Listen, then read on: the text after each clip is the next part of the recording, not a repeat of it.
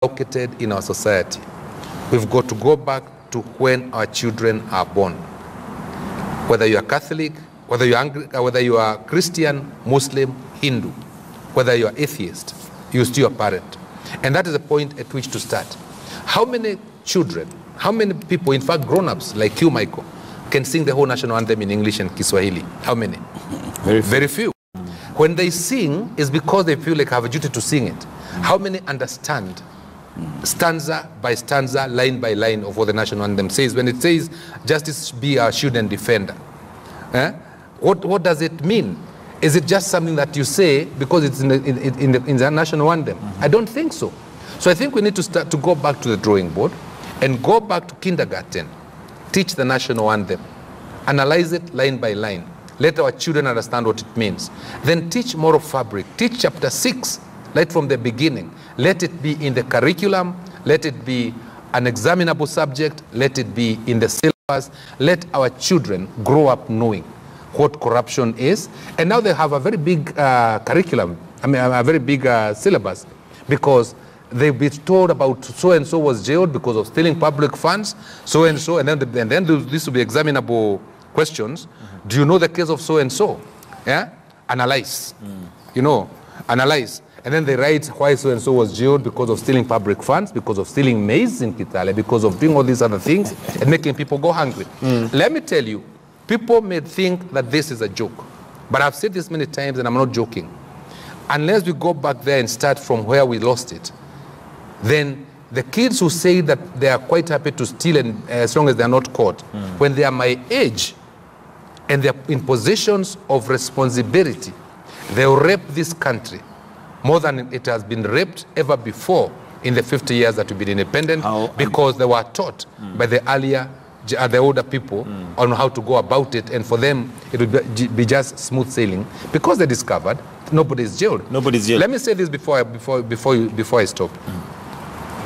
There's a friend of mine, we discuss these things a lot, and he keeps asking me, he tells me, Kembi, tell me, how many people have been jailed? Tell me one person who has been jailed because of corruption in Kenya. One person. And I look back and I look back and I cannot find anybody. The last one I remember, the only one I remember lately is Gaku, the former town clerk of Nairobi. That's the only one I know. And my friend keeps asking me, who else then? And there are all these people are standing out there.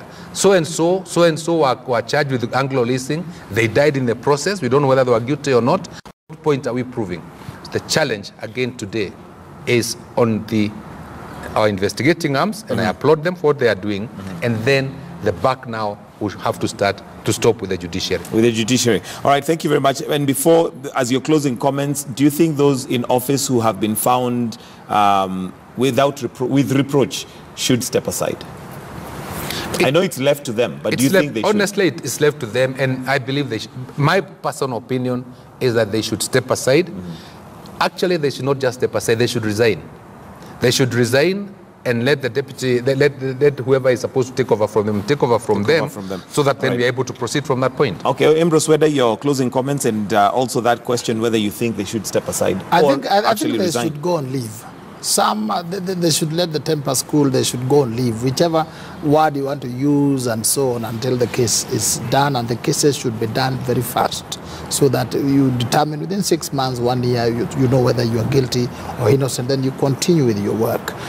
Finally, I think that Kenya, what we need is a change of mind, what is called in the Christian circles, repentance, where you reach a level and say, we have done so much wrong, I have been so corrupt, but from today, I have changed my mind, I want to be right. We need a reconciliation as a country where we say, we have gone so down, but let's change our mind, let us stop and come back and stand for values. That's what will save this country. A lot of money, even if you accumulate it, when the country burns, it does not help. It doesn't help. So our leaders will lead, the president leads the way, the deputy president leads the way. They come and say, we have done all this wrong, but from today, we have changed our minds moving forward. Then we will all follow. All right. Honorable Kipruto Rapkiro, your closing comment. Yeah, they should step aside. Of course, not necessarily leave office because they may be proven not to have stolen, but they should allow their deputies to take over.